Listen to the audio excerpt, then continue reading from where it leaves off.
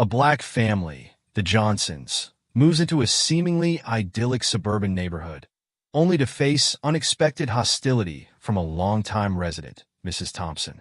When the Johnsons throw a welcoming barbecue to connect with their new neighbors, tensions escalate and a 911 call is made, triggering a police response. But when the police arrive and discover who they're dealing with, the entire neighborhood is left stunned. What happened at the Johnsons' barbecue that made everyone realize they were not just dealing with a simple neighborhood dispute, but a significant moment of reckoning? Let's find out. But before we dive into the story, comment below where you're watching from today. And if you enjoy this tale of community and redemption, don't forget to subscribe. The sun shone brightly over the quaint suburban neighborhood of Maplewood, casting a golden glow on the well-manicured lawns and neatly trimmed hedges. It was the kind of place where children rode their bikes along tree-lined streets and families gathered for block parties during the summer. The homes, mostly two-story with brick facades and white picket fences, reflected the peaceful and comfortable lives of the residents. The people of Maplewood were a mix of longtime inhabitants and new arrivals. Some families had lived there for generations, while others were drawn to the area for its good schools, safe streets, and strong sense of community. It was a neighborhood where everyone knew each other, where neighbors waved from their porches and exchanged small talk while tending to their gardens. To an outsider, Maplewood seemed like an idyllic place to raise a family. But beneath the surface, not everything was as perfect as it appeared. There were unspoken tensions, particularly among those who had been there the longest. They were not fond of change, especially when it came in the form of new families who didn't quite fit their idea of what a Maplewood resident should be. This undercurrent of unease was something the Johnson family was blissfully unaware of as they pulled up to their new home on Birchwood Lane. The Johnsons were an impressive family. Michael Johnson, the father, was a tall, broad-shouldered man with a calm demeanor that belied his strength. His deep brown skin and neatly trimmed beard gave him an air of quiet authority. He had recently been appointed as the new police chief, a position that he had earned through years of hard work and dedication. His wife, Angela, was a warm and graceful woman with a welcoming smile. She was a schoolteacher, beloved by her students for her patience and kindness. Their two children, Jasmine and Kevin, were bright and full of energy. Jasmine, at 13, was starting to blossom into a confident young woman, while 8-year-old Kevin was a bundle of curiosity, always eager to explore the world around him. The Johnsons had been searching for the perfect home for months, and when they found the house on Birchwood Lane, they knew it was the one. It was a charming 2-story home with a wide front porch, a spacious backyard, and enough room for their growing family. As they stepped out of the car, the excitement was palpable. "This is it," Angela exclaimed, her eyes sparkling as she took in the sight of their new home. "Our new beginning." Michael smiled, wrapping an arm around her shoulders. "It's perfect," he agreed. "I can already see us making so many memories here." Jasmine and Kevin were already racing towards the front door, eager to explore every corner of the house. As Michael and Angela followed them inside, they couldn't help but feel a sense of accomplishment. They had worked hard to reach this point, and now they were ready to settle into their new life in Maplewood. But as the Johnsons unpacked their belongings and started to make the house their own, they were unaware that not everyone in the neighborhood was as welcoming as they had hoped. Across the street, in a house that was just as neat and tidy as the others, an older woman stood at her window, watching the new arrivals with a critical eye. Mrs. Edith Thompson was a fixture in Maplewood. She had lived there for nearly 40 years and considered herself the unofficial gatekeeper of the neighborhood. At 72, she was still sharp and spry, with a head of silver hair always perfectly styled and a wardrobe of pressed blouses and slacks. On the surface, Mrs. Thompson was the picture of a proper lady, polite, well-mannered, and always ready with a smile for her neighbors. But beneath that veneer lay deep-seated prejudices that she kept carefully hidden behind a mask of civility. To Mrs. Thompson, Maplewood was a bastion of traditional values, a place where everyone knew their place and where things were done a certain way. She had watched with dismay as the neighborhood began to change over the years, with new families moving in who didn't share her vision of what Maplewood should be. And now, as she watched the Johnsons settle into their new home, she felt a familiar knot of resentment tightening in her chest. More of them, she muttered to herself, her lips thinning into a disapproving line. Just what this neighborhood needs. She continued to watch as Michael and Angela helped their children carry boxes into the house, her gaze cold and calculating. She knew who Michael was. Everyone in Maplewood had heard about the new police chief. But that did little to soften her feelings. In her mind, the Johnsons were interlopers, people who didn't belong in her neighborhood. The first time Mrs. Thompson met the Johnsons was a few days after they moved in. She had been walking her dog, a small, yappy terrier named Buttons, when she spotted Angela in the front yard, planting flowers.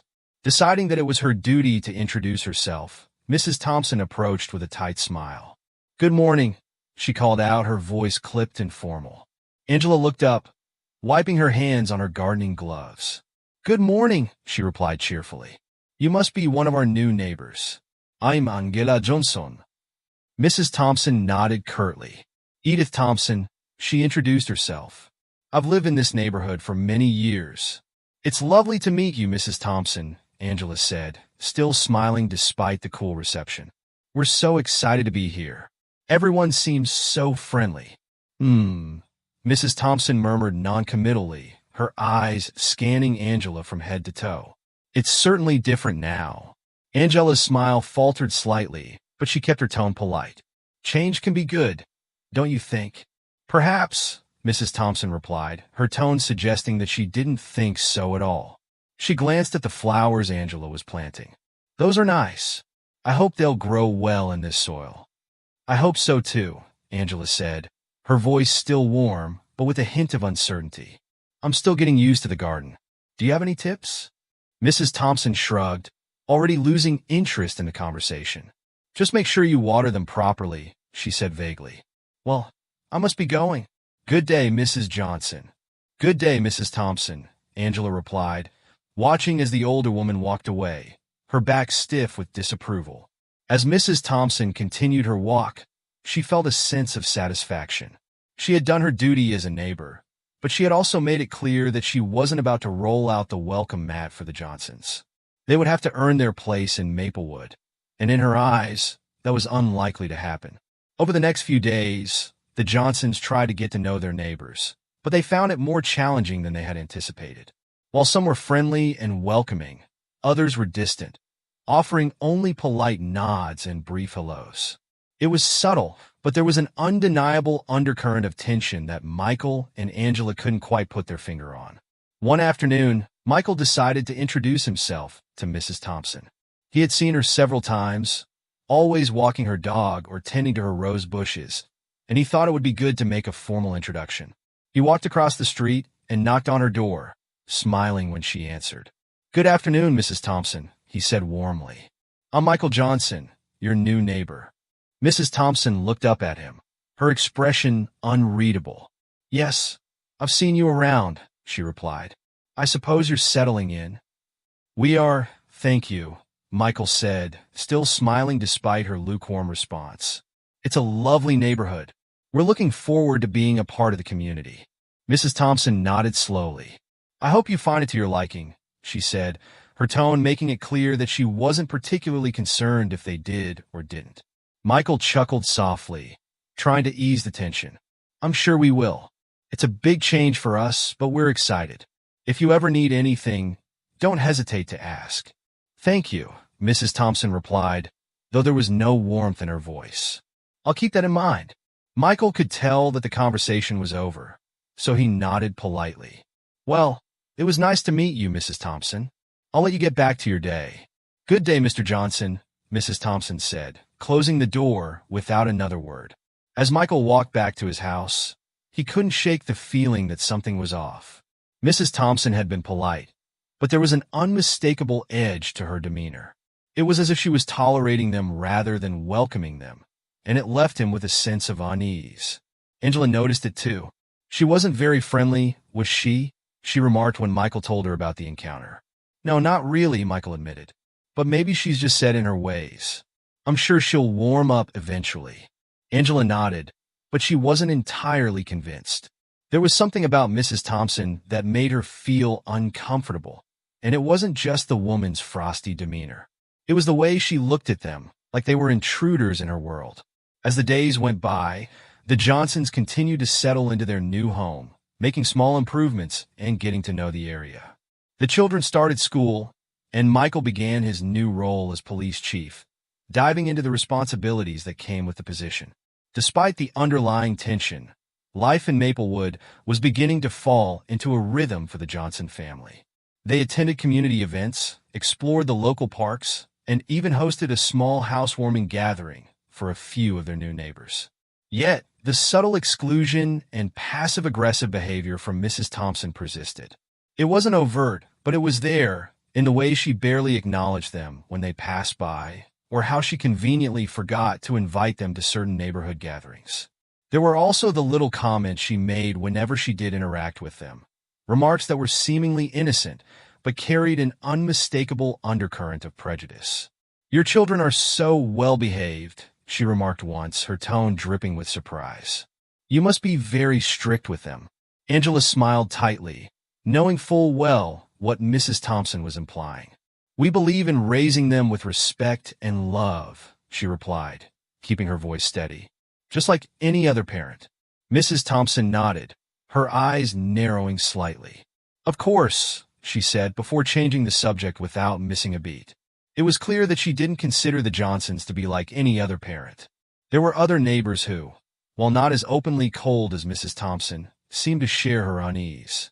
When the Johnsons tried to strike up conversations or extend invitations, they were often met with polite but distant responses.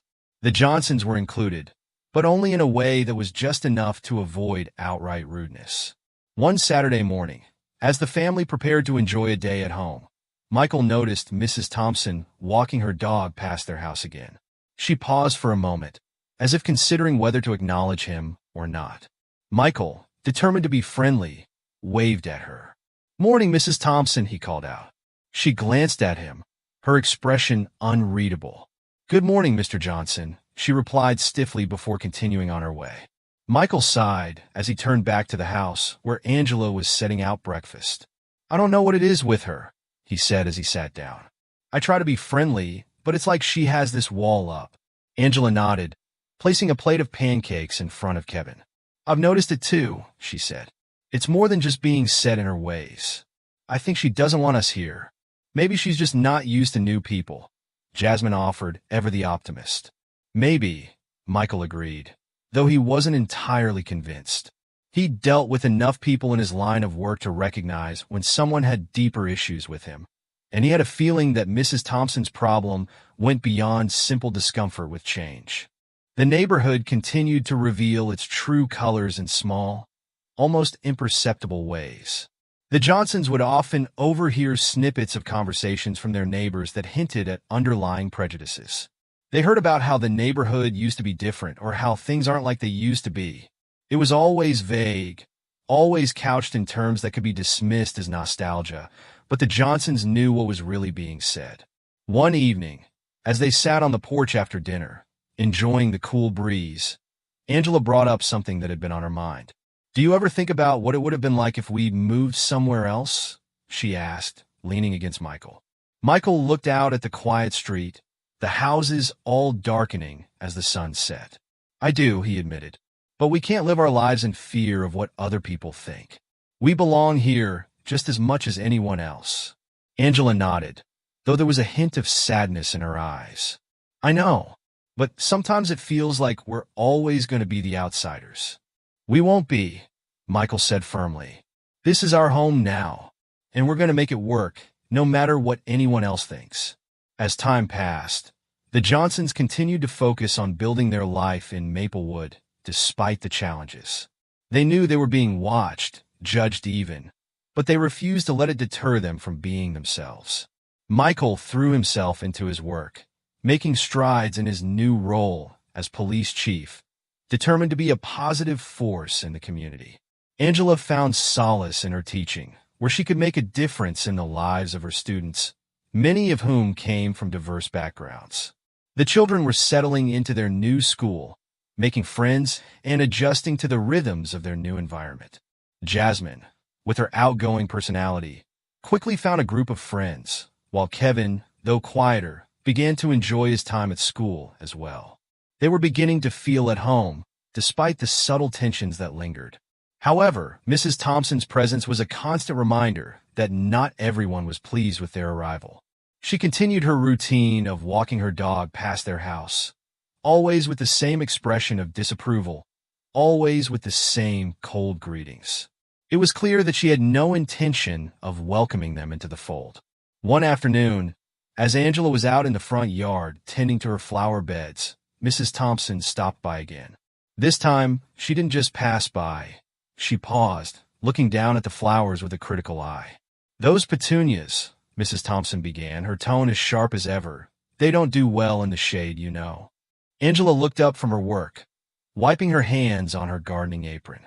"Thank you for the advice, Mrs. Thompson. I'll keep an eye on them." Mrs. Thompson didn't acknowledge the thanks. Instead, she seemed to be scrutinizing Angela, as if searching for something to criticize.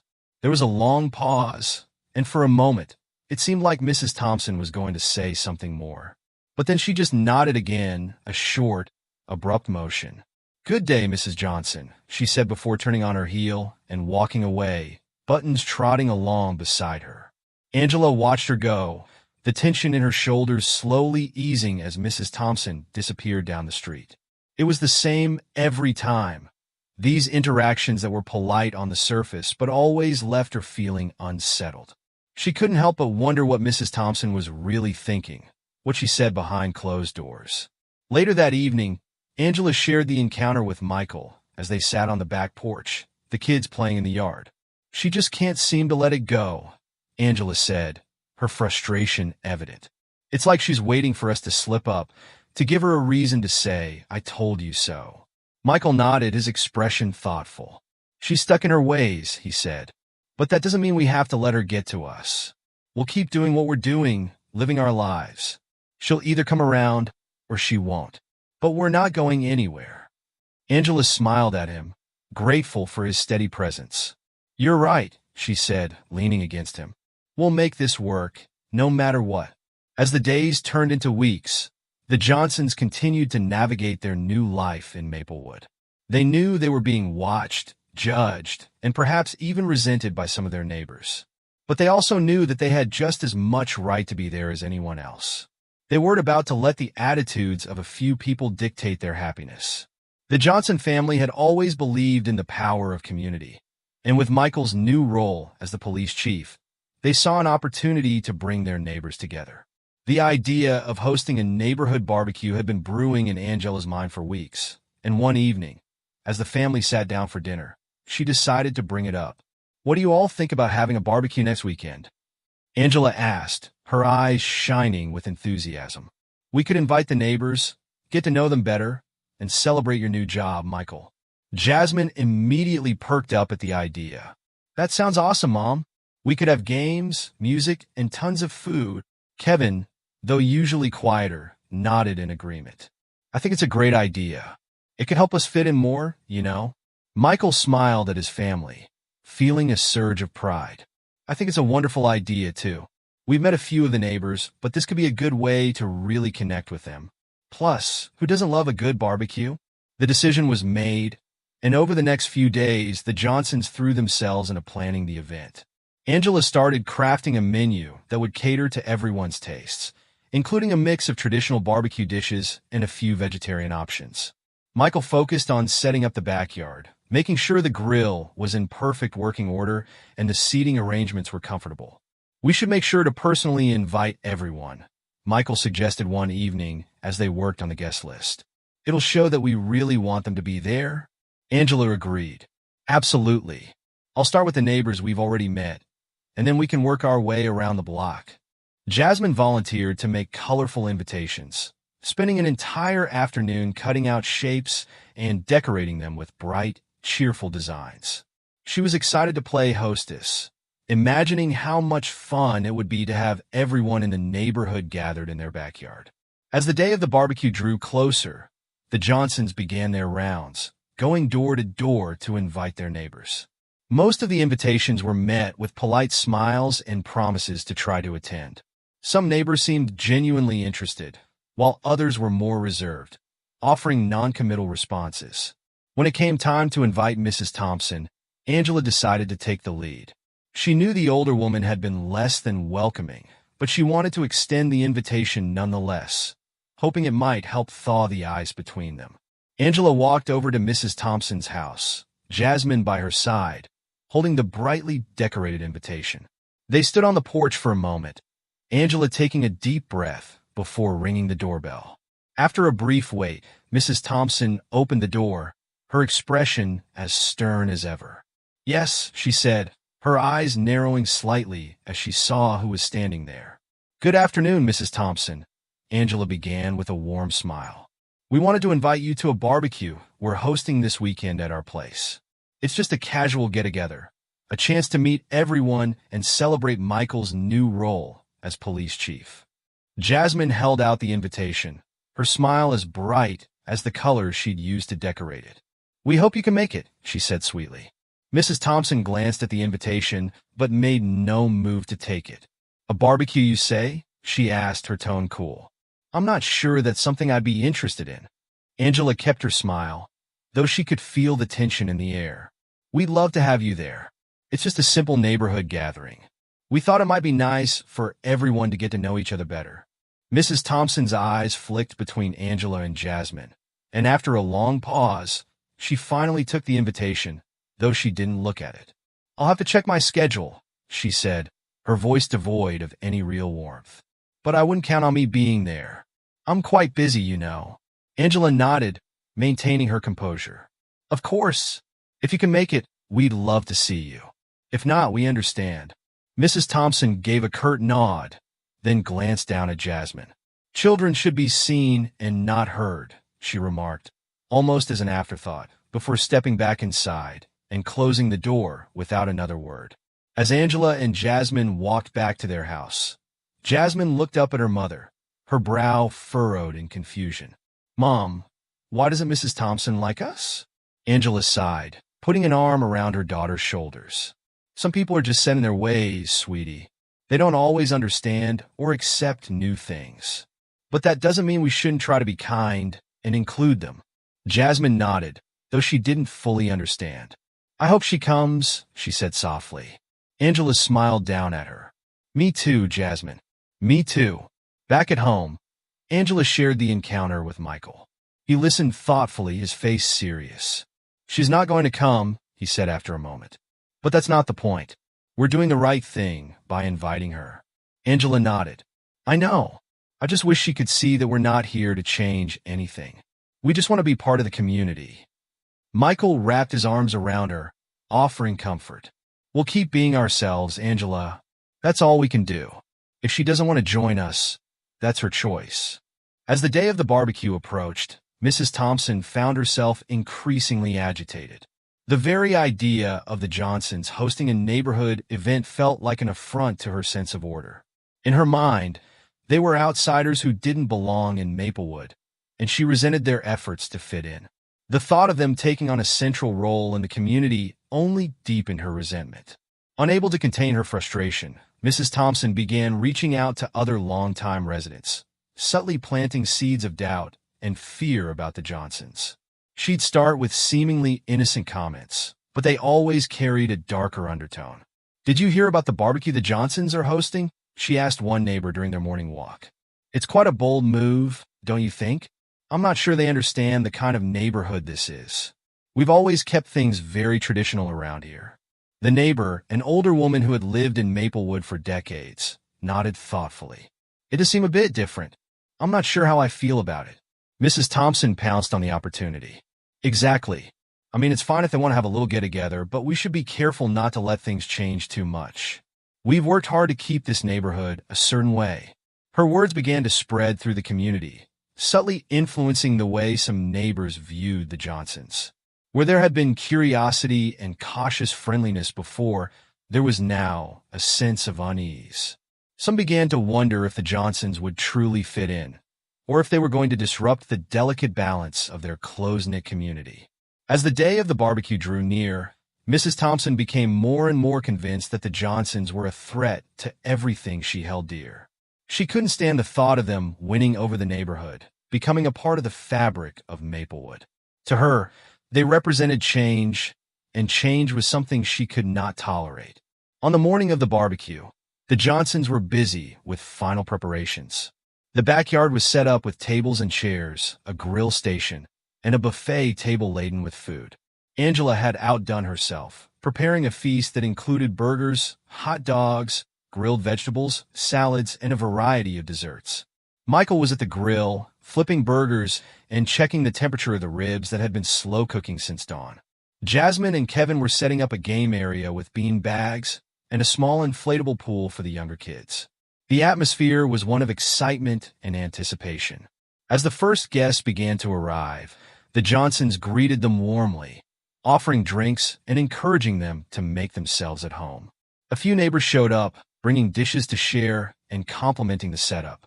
They chatted with Michael and Angela, getting to know them better and gradually easing into the festive spirit. But for every neighbor who attended, there were others who stayed away, influenced by Mrs. Thompson's whispered warnings. Some cited other commitments, while others simply didn't show up without any explanation. The Johnsons noticed the absences, but they didn't let it dampen their spirits. They were determined to make the best of the day and enjoy the company of those who had come.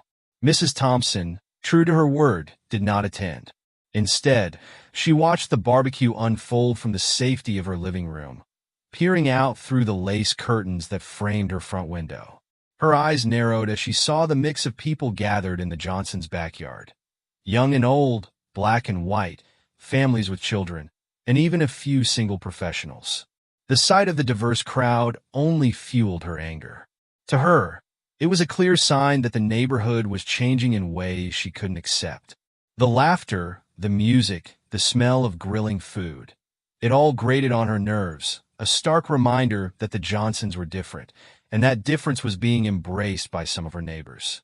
She couldn't understand how they could be so easily swayed, how they could overlook the Johnsons' obvious differences and welcome them into the community.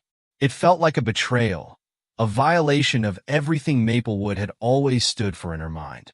As the afternoon wore on, Mrs. Thompson's frustration grew. She paced her living room, occasionally glancing out the window, each glance only heightening her sense of isolation. She wanted nothing more than for the barbecue to be over, for the noise to stop, for everything to go back to the way it had been before the Johnsons moved in. But the laughter and music continued, the sound of clinking glasses and children's voices carrying through the air. The Johnsons were hosting their barbecue with warmth and hospitality, unaware of the storm brewing in Mrs. Thompson's heart. As the sun began to set and the barbecue started to wind down, Michael and Angela stood together, watching their guests enjoy the evening. Despite the smaller turnout, they felt a sense of accomplishment. They had set out to bring their neighbors together, and while not everyone had come, those who did seemed to be having a good time. "We did it," Angela said, leaning her head on Michael's shoulder. "Yeah, we did," Michael replied, wrapping an arm around her. "And I think we made some new friends today." Jasmine and Kevin joined them, both looking tired but happy. "Can we do this again next year?" Jasmine asked. Michael chuckled. "We'll see. Let's see how your mom feels after cleaning up." Angela laughed softly. "We'll definitely think about it, Jasmine. But for now, let's just enjoy the moment." As they stood together, a family united by love and resilience, they had no idea what lay ahead. Mrs. Thompson's growing resentment was a storm waiting to break, and the Johnsons would soon find themselves at the center of a conflict they hadn't anticipated. But for now, in the warmth of the setting sun and the fading laughter of their guests, the Johnsons were content. They had taken a step toward becoming part of the community, and they were hopeful that in time, others would follow.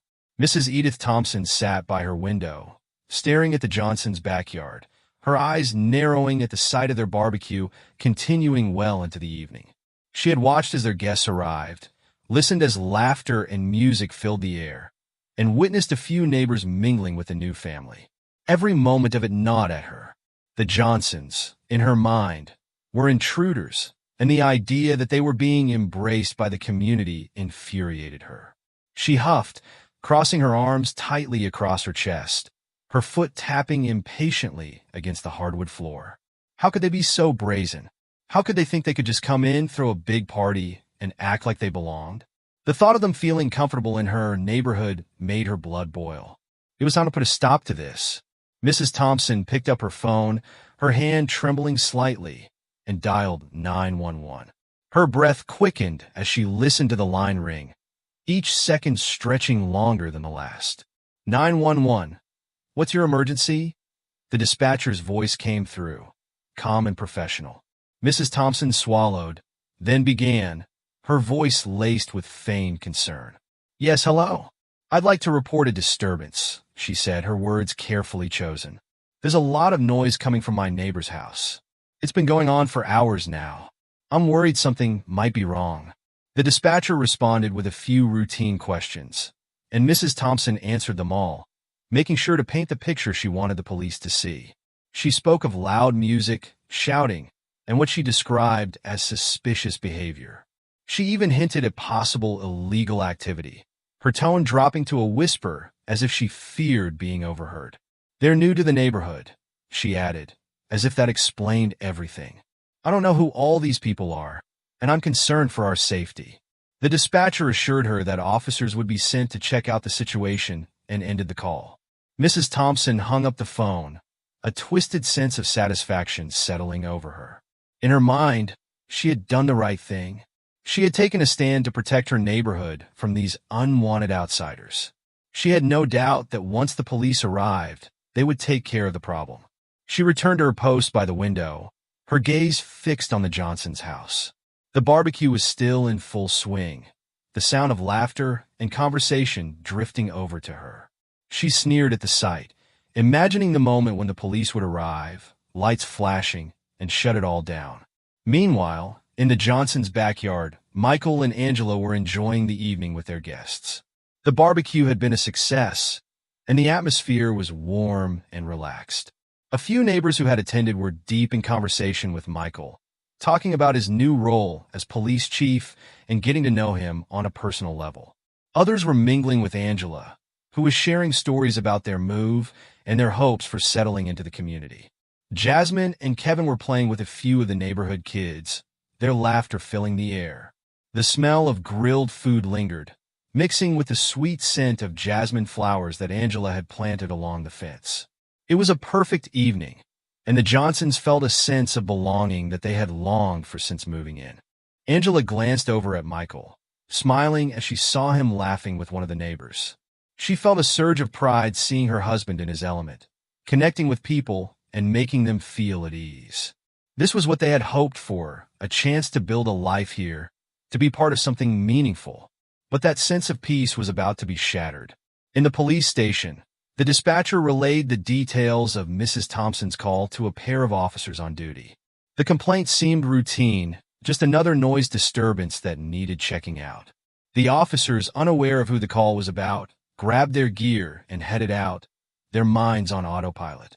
They had dealt with noise complaints before, and most of the time, they ended with a simple warning or a request to keep the volume down. As they drove through the quiet streets of the neighborhood, the officers chatted idly, not expecting much from the call. One of them glanced at the address on the screen, recognizing the area as one of the newer developments in town. Didn't the new police chief move somewhere around here? One of them mused, glancing at his partner. The other officer shrugged. Yeah, I think so. I'm not sure, though. They continued on, the flashing lights of their car reflecting off the windows of the houses they passed. As they approached the Johnsons' address, they could hear the faint sound of music and voices, growing louder as they neared the house. Mrs. Thompson's heart raced as she saw the police car approaching. She stood at her window, her eyes wide with anticipation. This was it. This was the moment when the Johnsons would be put in their place. She could almost picture it. The officers walking into the backyard, the shocked expressions on the faces of the Johnsons and their guests, the silence that would follow as everyone realized they had overstepped their bounds. She could hardly contain her excitement as she watched the police car pull up to the curb in front of the Johnsons' house. The officers got out, their expressions neutral, and began walking up the driveway. Mrs. Thompson leaned in closer to the window, her breath catching in her throat. This was the moment she had been waiting for. She expected nothing less than a confrontation, one that would send a clear message that the Johnsons didn't belong in her neighborhood. In the Johnsons' backyard, the sound of approaching footsteps caught Michael's attention. He turned to see the two officers walking toward them, their faces serious. The mood of the barbecue shifted instantly, the laughter and chatter dying down as everyone noticed the police presence. Angela looked at Michael, a question in her eyes. "What's going on?" she whispered. Michael's brow furrowed as he stepped forward to meet the officers. His years of experience told him that something was off.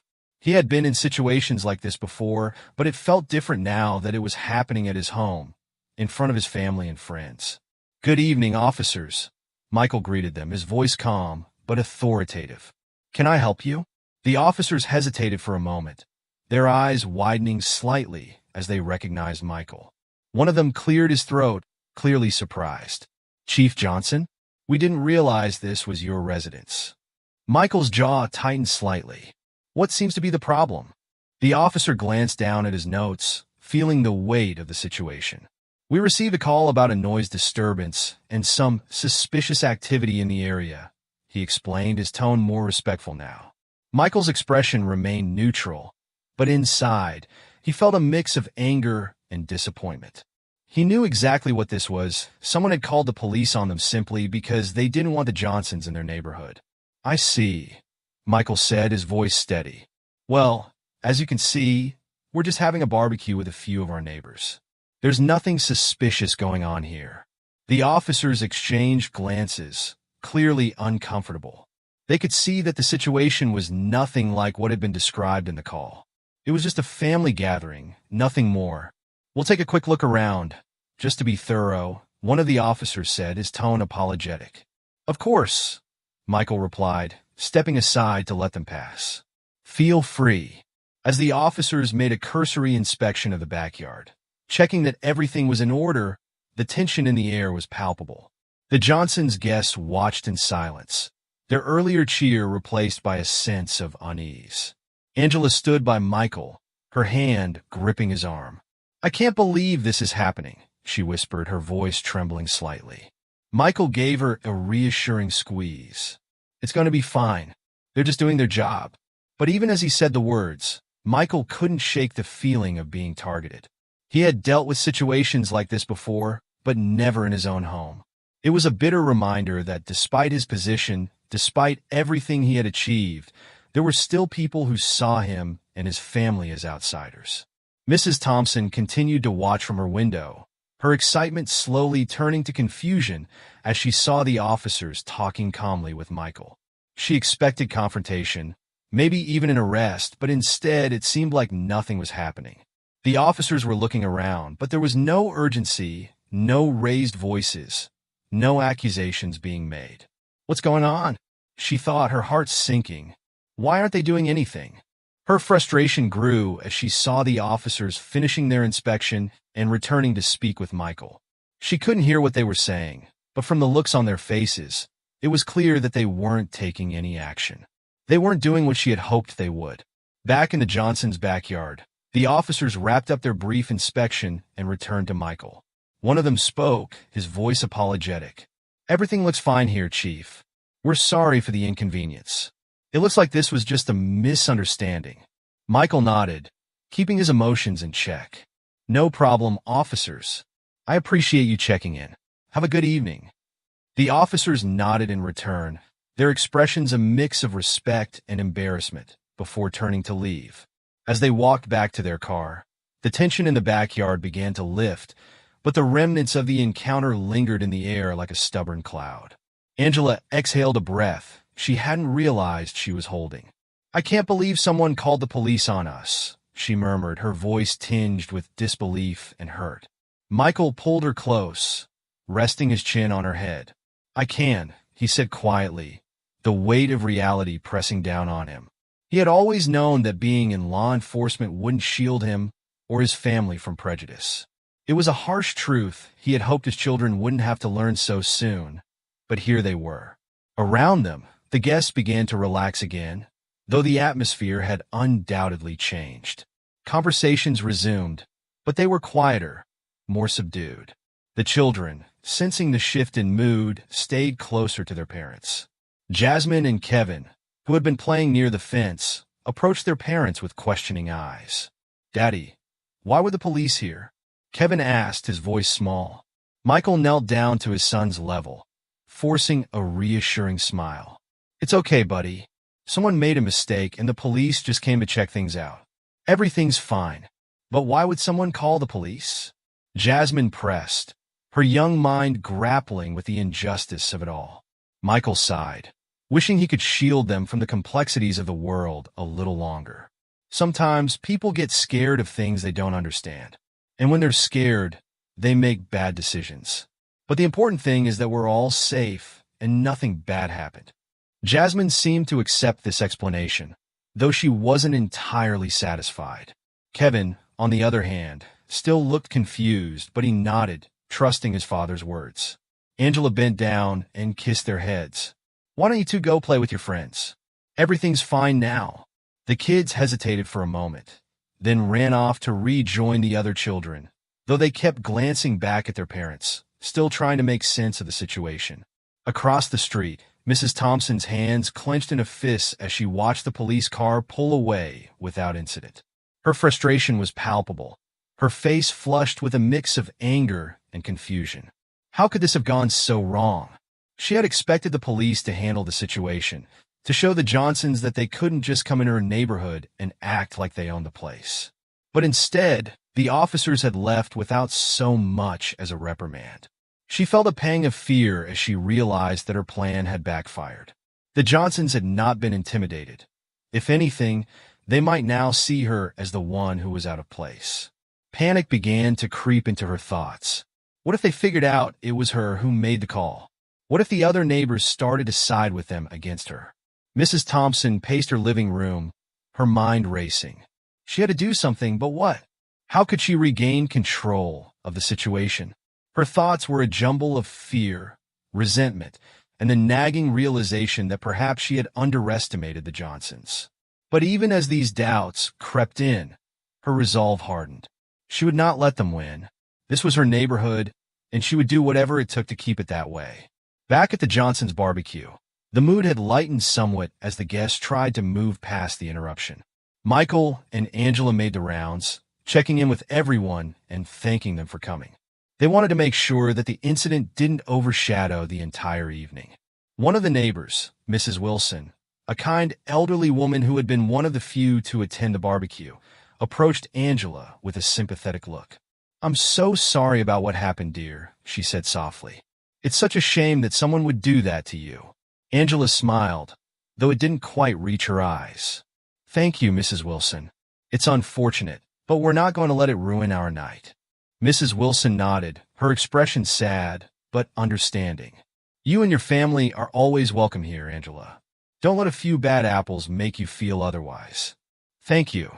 That means a lot," Angela replied, squeezing the older woman's hand. As the evening wore on, the barbecue gradually wound down. The guests, though shaken by the earlier incident, expressed their support for the Johnsons before leaving. Many of them offered words of encouragement and promised to stand by the family in the future. By the time the last guest had left, the Johnsons were alone in their backyard. The remains of the barbecue were scattered around. Empty plates, glasses, and the lingering smell of grilled food. The sky was dark now, the stars twinkling above them, but the warmth of the earlier festivities had cooled. Michael and Angela sat down at the patio table, both feeling the weight of the evening settling over them. The children had gone inside, tired from the day's events, and the house was quiet. "What a night," Angela said softly, breaking the silence. Michael nodded, his thoughts still on the encounter with the police. "I knew this wasn't going to be easy, but I didn't expect something like this to happen so soon." Angela looked at him, her eyes filled with a mix of sadness and determination. "Do you think this is just the beginning?" Michael considered her question, his mind racing with possibilities. "I don't know, but I do know that we're not going anywhere. We belong here, just as much as anyone else. Angela reached across the table and took his hand. "We'll get through this, Michael. Together." He squeezed her hand, grateful for her strength. "Yeah, we will." For a moment, they sat in silence, taking comfort in each other's presence. The night air was cool, and the stars above seemed to shine a little brighter as they held on to the hope that things would get better. But deep down, they both knew that the road ahead wouldn't be easy. Mrs. Thompson's actions had revealed an undercurrent of prejudice that wouldn't disappear overnight. There would be more challenges, more moments where they would have to stand up for themselves and their right to be a part of this community. But the Johnsons were no strangers to adversity. They had faced challenges before, and they would face them again. What mattered most was that they had each other, and as long as they stood together, they knew they could overcome anything. As the night drew to a close, Michael and Angela got up and began to clean up the remnants of the barbecue. They worked in silence, their minds occupied with thoughts of the future and what it might hold for their family. But as they picked up the pieces, they also picked up the strength to keep going, to keep fighting for the life they wanted to build here. And in that quiet moment, under the starlit sky, the Johnsons made a silent vow to themselves and to each other. No matter what happened, they would not be driven out. They would stay, they would thrive, and they would show everyone that they belonged. The following week, Michael Johnson decided to take a proactive step to address the tensions within the neighborhood. He knew that while the incident with Mrs. Thompson had been a stark reminder of the underlying prejudices in the community, it also presented an opportunity for growth and understanding. To that end, he organized a community meeting at the local recreation center, hoping to foster dialogue and build bridges. Angela spent the days leading up to the meeting preparing flyers and personally inviting neighbors. She wanted everyone to feel included and heard, hoping that the gathering would be a chance for the community to come together and address the issues openly. On the day of the meeting, the recreation center's auditorium was set up with rows of chairs facing a podium at the front. Michael and Angela arrived early, arranging refreshments and ensuring everything was in place. As people began to trickle in, Michael greeted each neighbor with a warm smile, trying to create an atmosphere of openness. The room slowly filled with a diverse crowd of residents. Some were familiar faces, like Mrs. Wilson, who had supported the Johnsons from the start, while others were neighbors who had been distant or hesitant since the incident. Michael noticed Mrs. Thompson sitting in the back, her demeanor guarded and anxious. He could tell she was feeling the weight of her actions and was unsure of how to address the situation. When the meeting finally began, Michael stepped up to the podium, his posture confident yet approachable. He took a deep breath, scanning the room and making eye contact with as many people as he could. The chatter quieted, and he began to speak. "Good evening, everyone. Thank you for coming tonight. My name is Michael Johnson, and I am your new police chief. I know that the past week has been difficult for many of us, and I want to take this opportunity to address some of the issues that have come to light." Michael paused, allowing his words to sink in. "As many of you are aware, there was an incident at my family's barbecue last week. A complaint was made, and the police responded to it. I want to be clear that we are committed to maintaining the safety and well-being of everyone in this community. However, it's important that we also address the underlying issues that led to that complaint." He continued, "Our neighborhood has always prided itself on being a welcoming and inclusive place. Yet, incidents like this remind us that we still have work to do. We need to ensure that everyone, regardless of their background, feels that they belong here." Michael's speech was met with nods of agreement from many in the audience. He spoke about the importance of respect and understanding, and how prejudices, whether overt or subtle, could harm the fabric of their community. After Michael's speech, he opened the floor for questions and comments. The room was filled with a mix of apprehension and anticipation. Some neighbors were eager to express their support, while others were hesitant but hopeful that the meeting could lead to positive change. Mrs. Wilson was one of the first to speak. "I want to thank you, Chief Johnson, for organizing this meeting. It's important that we talk about these issues openly. I've been a resident here for over 30 years, and I've always believed that our community should be inclusive and welcoming to all." Her words were met with murmurs of agreement from the audience. Michael smiled gratefully at her. Thank you, Mrs. Wilson. Your support means a lot to us. Another neighbor, Mr. Ramirez, stood up. I think it's important to acknowledge that this issue isn't just about one person or one incident. It's about how we, as a community, respond to these situations. We need to stand together and support each other. Michael nodded in agreement. Absolutely. This is about building a stronger, more united community. We need to ensure that everyone feels heard and valued. As the discussion continued, several residents shared their own experiences and concerns. There were stories of discrimination, misunderstandings, and moments of prejudice that had been overlooked or ignored. The dialogue was emotional and, at times, uncomfortable, but it was also a necessary step towards healing. Mrs. Thompson, who had been sitting quietly, finally spoke. Her voice was shaky but determined. I want to apologize for my actions last week. I made a mistake, and I understand that now. I didn't consider the impact it would have on the Johnsons or the community. Michael looked at her with a mixture of empathy and firmness. Thank you for your honesty, Mrs. Thompson. Apologies are an important part of moving forward, but actions speak louder than words. It's crucial that we all work together to make this neighborhood a better place for everyone. Mrs. Thompson nodded, her expression somber. I understand, and I am willing to do whatever it takes to make amends. In the weeks that followed, the community began to show signs of change. The meeting had sparked a renewed sense of unity and commitment among many residents. Michael and Angela continued to engage with their neighbors, organizing additional events and activities designed to foster connections and promote inclusivity. One of the initiatives that gained traction was a neighborhood block party organized by Michael and Angela to celebrate the diversity of their community. The event featured food from different cultures, music, and activities for children. It was a chance for everyone to come together and enjoy each other's company in a relaxed and friendly environment. The block party was a resounding success. Neighbors who had been hesitant or distant began to mingle and interact, breaking down barriers and building new relationships.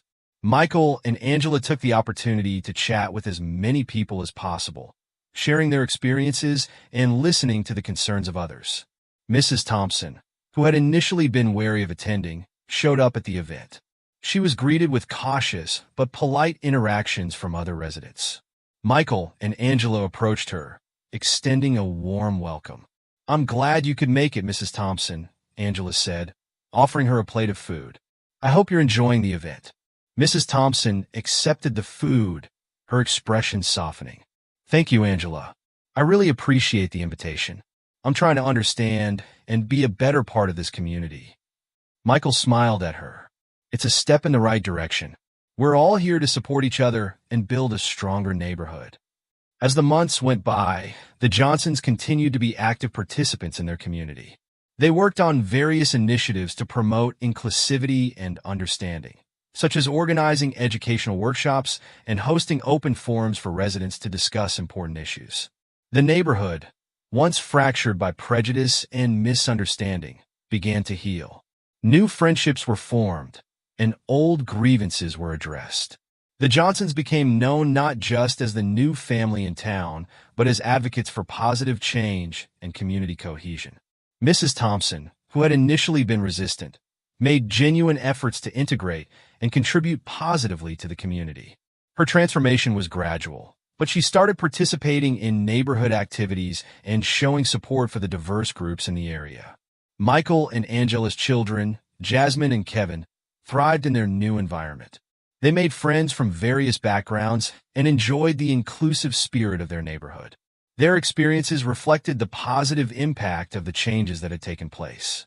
The Johnson story became a testament to the power of resilience and the importance of standing up for what is right. Despite the challenges they faced, they managed to turn a difficult situation into an opportunity for growth and understanding. The Johnsons knew that their journey had been just one part of a larger process, but they were proud of the progress they had made. They had faced adversity with grace and determination, and their story served as a reminder that change is possible when people come together with a shared commitment to fairness and respect. In the end, The neighborhood became a place where differences were celebrated, and every resident had a voice. The Johnsons' experience had shown that even in the face of prejudice and misunderstanding, a community united by empathy and understanding could overcome any obstacle and build a brighter future for all. Months after the neighborhood had come together to address the tensions and misunderstandings, the Johnsons began to notice a shift in the community's spirit. The initial awkwardness had faded, replaced by a genuine desire to foster lasting connections. Michael and Angela, inspired by the positive changes they had witnessed, decided to embark on a new project that would further solidify the sense of unity within their neighborhood: a community garden. The idea was simple: create a shared space where residents could come together to grow vegetables, flowers, and herbs. It was intended not only as a practical project, but also as a symbolic gesture of growth and cooperation.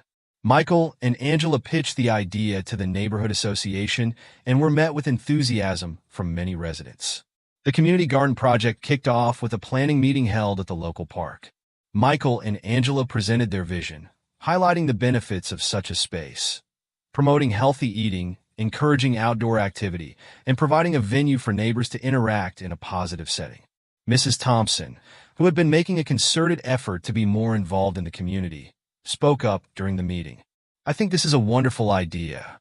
It's a way for us to come together and work on something that benefits everyone. I'd love to help with the planning and maintenance."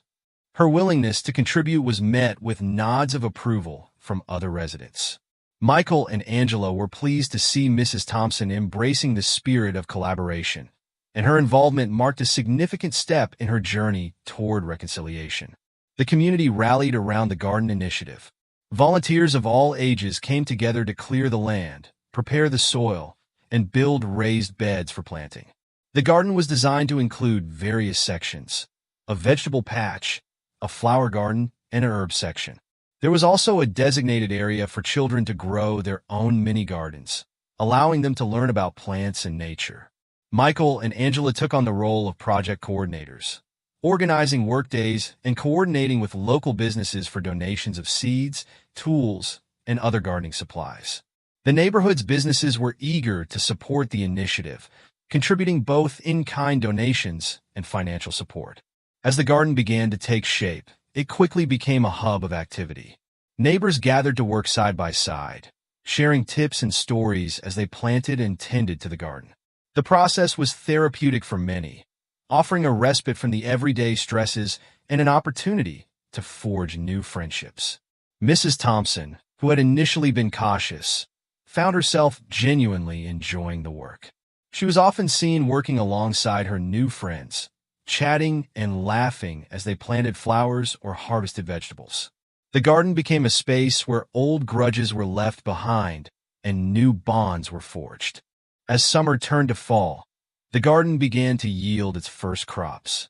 The neighborhood planned a harvest festival to celebrate their achievements and to showcase the fruits of their labor. The event was set to be a community-wide celebration, with booths featuring produce from the garden, homemade jams and preserves, and even a small farmer's market with goods from local vendors. The festival was held in the same park where the garden had been conceived. Colorful banners and decorations adorned the space, and a stage was set up for live music and entertainment.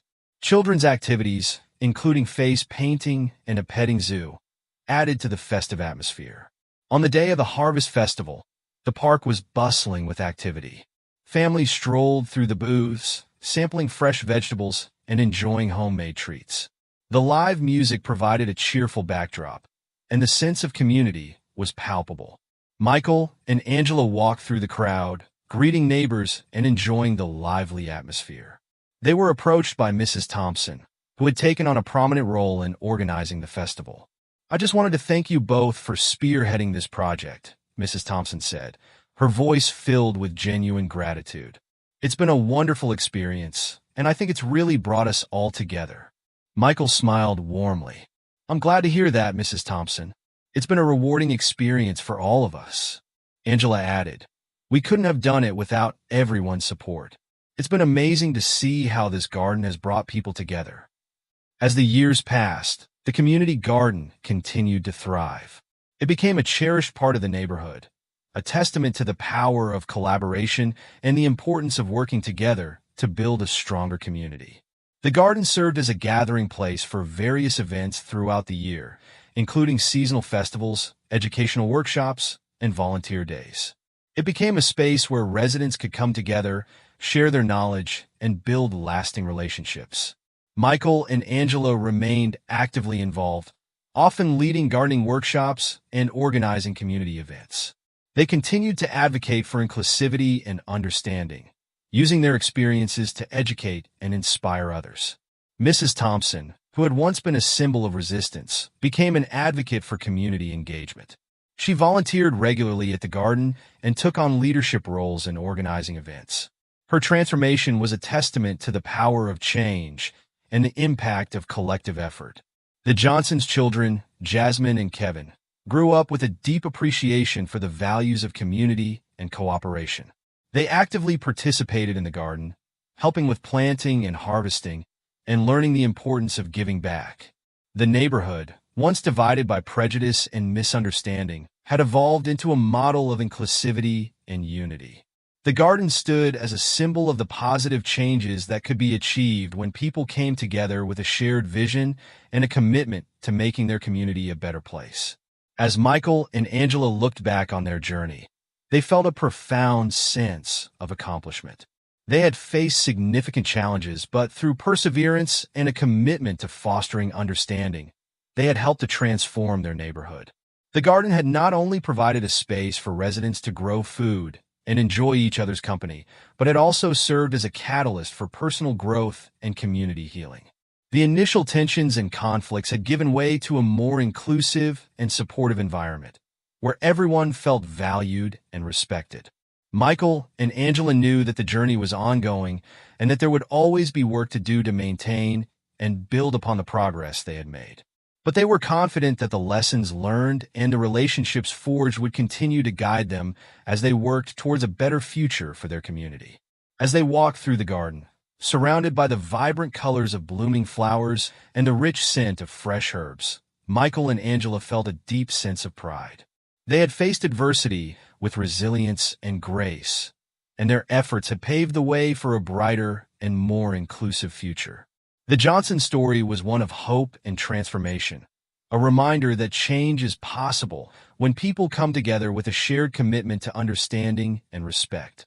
The community garden, with its lush greenery and thriving plants, stood as a lasting testament to the power of unity and the strength of a community bound by common values. In the end, the neighborhood had not only grown as a community, but had also cultivated a sense of belonging and inclusivity that would endure for years to come. The Johnsons had helped to sow the seeds of change, and their efforts had blossomed into a flourishing and vibrant community where everyone had a place and a voice. What would you have done if you were in Michael and Angela's position and faced such unexpected hostility from a neighbor? Would you have responded with grace and unity, or would you have hesitated? If you enjoyed this story of community, resilience, and reconciliation, please consider subscribing to my channel. I put a lot of effort into creating these impactful narratives, and your support truly means the world to me. Thank you for being a part of this journey.